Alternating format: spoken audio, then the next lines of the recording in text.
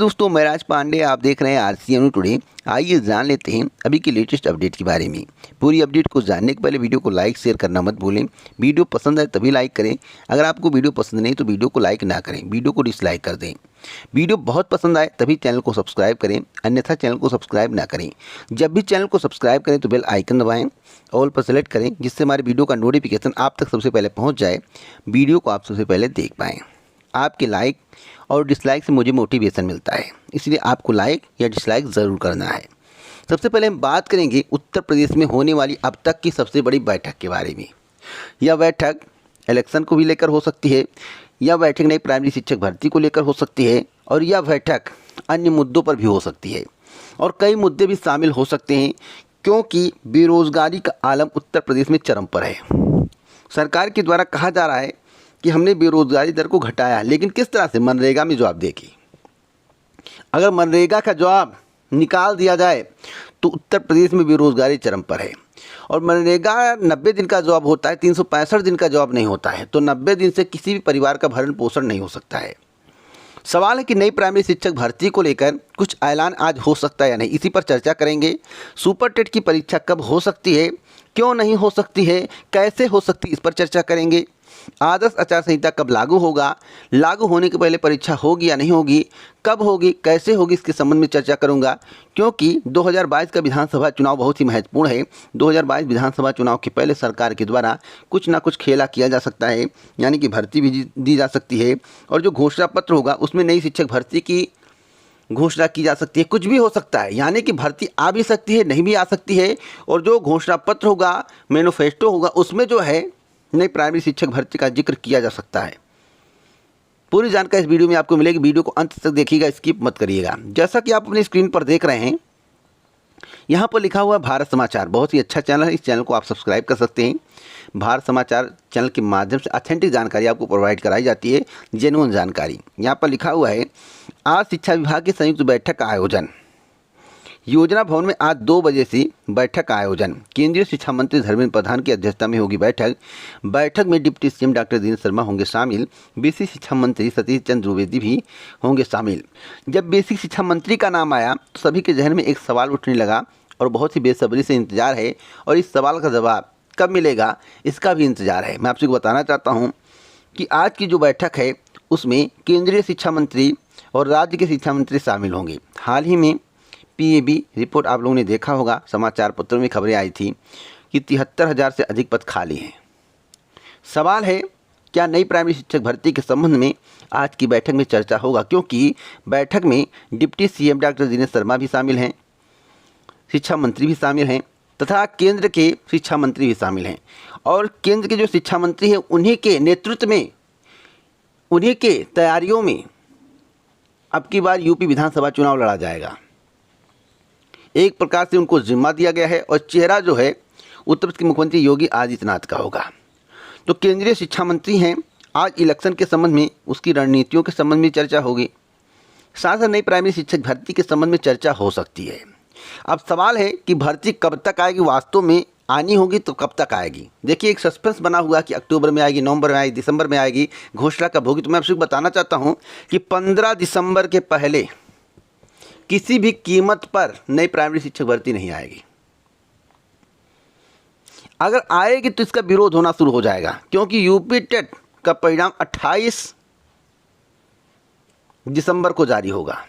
अगर 28 दिसंबर के पहले, यानी कि यूपी टेट परिणाम 28 दिसंबर को जारी होगा, यूपी टेट परिणाम से 10 से 15 दिन पहले नई प्राइमरी शिक्षक भर्ती का विज्ञापन जारी किया जाता है, तो इस भर्ती का बहुत बड़ा विरोध होगा। कारण है कि जो नए कैंडिडेट होंगे, जो यूपी टेट में प्रतिभाग कर रहे हैं, जिनका यूपी टेट क्वालिफाई नहीं है, वे अगर नई प्राइमरी शिक्षक भर्ती में प्रतिभाग करने को नहीं पाएंगे तो आप मान कर चलिए इसका विरोध होगा, और 2022 के विधानसभा चुनाव में सरकार को इसका खामियाजा भुगतना पड़ सकता है। बातों को ध्यान से सुनिएगा। अगर चुनाव नहीं होता, यही भर्ती चुनाव के जस्ट 3 से 3.5 वर्ष के अंदर आती, यानी कि चुनाव 2017 में था, मान लीजिए 2021 में चुनाव हो जाए, और 2022 खत्म होते ही 2023 में नई प्राइमरी शिक्षक भर्ती का विज्ञापन जारी हो जाए, तो नॉन क्वालिफाई और क्वालिफाई से कोई मतलब नहीं है। यूपी टेट वाले उतना विरोध नहीं करते क्योंकि उनको उम्मीद रहती कि आज नहीं तो कल भर्ती आएगी, अभी 2-3 साल का समय है। लेकिन अगर यूपी टेट 2019 बैच वाले क्वालिफाई नहीं कर पाते हैं, अन्य लोग क्वालिफाई नहीं कर पाते हैं, अगर नई भर्ती में आवेदन नहीं कर पाते हैं और भर्ती 2021 में आ जाती है तो दोबारा उनको मौका मिलेगा 2023 के लास्ट या 24 में। बहुत ही जेन्युइन बात बता रहा हूँ, ध्यान से सुनिएगा। और पदों की संख्या सरकार के द्वारा जो 80,000 सरप्लस दिखाई जाती है वह आपको गुमराह करने का प्रयास किया जाता है, क्योंकि 80,000 सरप्लस तभी होंगे जब शिक्षा मित्रों को इसमें ऐड कर दिया जाए। शिक्षा मित्रों का वेतन सहायक अध्यापक के बराबर नहीं है। शिक्षा मित्र मानदेय पर हैं और सहायक अध्यापक परमानेंट है, उनका वेतन 40,000 प्लस है। तो आखिरकार शिक्षा मित्रों को सहायक अध्यापक के पद पर क्यों ऐड किया जा रहा है, यानी कि सहायक अध्यापक की तुलना शिक्षा मित्रों से क्यों की जा रही है?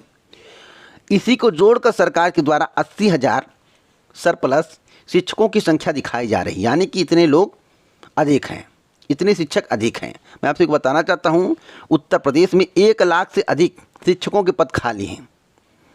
सुपर टेट की परीक्षा को लेकर जो सस्पेंस की स्थिति बनी हुई है, आज नोट कर लो, 15 दिसंबर के पहले आपको नई प्राइमरी शिक्षक भर्ती देखने को नहीं मिलेगी। मेरे द्वारा आपसे कहा गया था अगर आप लोग प्रयास करेंगे तो 15 अक्टूबर के आसपास जो है समिति रिपोर्ट आ जाएगी, उसके बाद घोषणा कर दी जाएगी।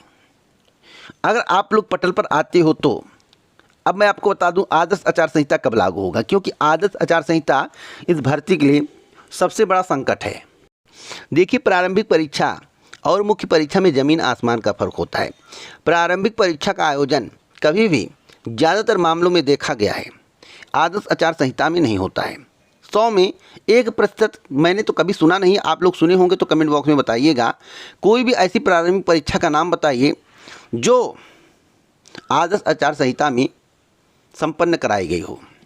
मुख्य परीक्षा हो सकती है क्योंकि मुख्य परीक्षा में कैंडिडेट की संख्या कम होती है, सेंटर कम बनाना पड़ता है, कर्मचारियों की गार्डी कम लगानी पड़ती है। लेकिन प्रारंभिक परीक्षा में कैंडिडेट की संख्या अधिक होती है, सेंटर अधिक बनाना पड़ता है और कर्मचारियों की ड्यूटी अधिक लगानी पड़ती है। और मैं आपको बताना चाहता हूँ आदर्श आचार संहिता से 10 से 15 दिन पहले